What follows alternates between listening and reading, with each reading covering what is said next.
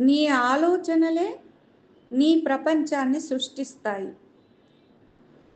నీ సంకల్పమే నీ తలరాతను మారుస్తుంది. బయట వెతకడం ఆపి నీలోకి నువ్వు తొంగి చూడు. నీవొక సాధారణ వ్యక్తివి కాదు. నీవొక అద్భుతమైన సృష్టికర్తవు. నీ ఆలోచనలనే ఇటుకలతో, నీ సంకల్పం అనే సిమెంటుతో నీ జీవిత భవనాన్ని నీవే నిర్మించుకుంటున్నావు. గుర్తుంచుకో, ప్రపంచం నిన్ను గుర్తించాలని కోరుకునే కంటే నిన్ను నువ్వు గుర్తించుకోవడానికి ప్రయత్నించు. నీ అంతరంగంలో ఉండే నిశ్శబ్దం నీకు వినిపించిన రోజున ప్రపంచంలోని ఏ శబ్దము నిన్ను భయపెట్టలేదు. నీ ఆలోచనలను పవిత్రం చేసుకో, నీ సంకల్పాన్ని బలోపేతం చేసుకో. అప్పుడు నీవు సృష్టించే ప్రపంచం అద్భుతంగా ఉంటుంది.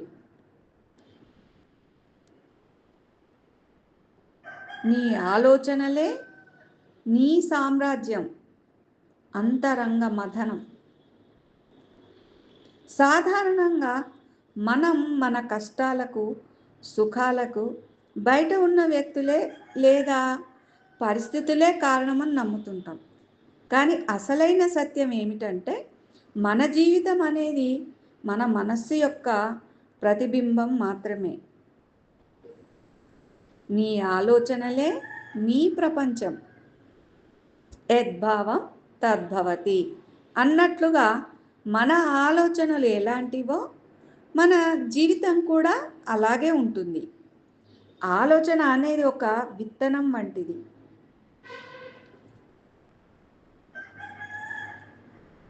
దృక్పథం, మనం ప్రపంచాన్ని చూసే కోణమే మన ప్రపంచాన్ని నిర్మిస్తుంది. ఉదాహరణకు, ఒక వ్యక్తి వైఫల్యాన్ని అంతం అని భావిస్తే మరొకరు దాన్ని పాఠమని భావిస్తారు. ఇక్కడ పరిస్థితి ఒక్కటే, కానీ ఆలోచన విధానం ఆ ఇద్దరి ప్రపంచాలను వేరువేరుగా మారుస్తుంది. మనం నిరంతరము దేని గురించి ఆలోచిస్తామో దాన్నే మన జీవితంలోకి ఆకర్షిస్తాం. అంటే ఆకర్షణ సిద్ధాంతం. ప్రతికూల నెగిటివ్ ఆలోచనలు విషాదాన్ని, సానుకూల పాజిటివ్ ఆలోచనలు ప్రగతిని సృష్టిస్తాయి. నీ సంకల్పమే నీ తలరాత. తలరాతను ఎవ్వరూ మార్చలేరు అనేది బలహీనుల మాట. కానీ దృఢమైన సంకల్పం ముందు విధి సైతం తల వంచక తప్పదు. కేవలం ఆలోచనలుంటే సరిపోదు, వాటికి సంకల్పం అనే బలము తోడవాలి. సంకల్పం అంటే ఒక పనిని సాధించి తీరాలనే అచంచలమైన పట్టుదల, క్రియాశీలక శక్తి.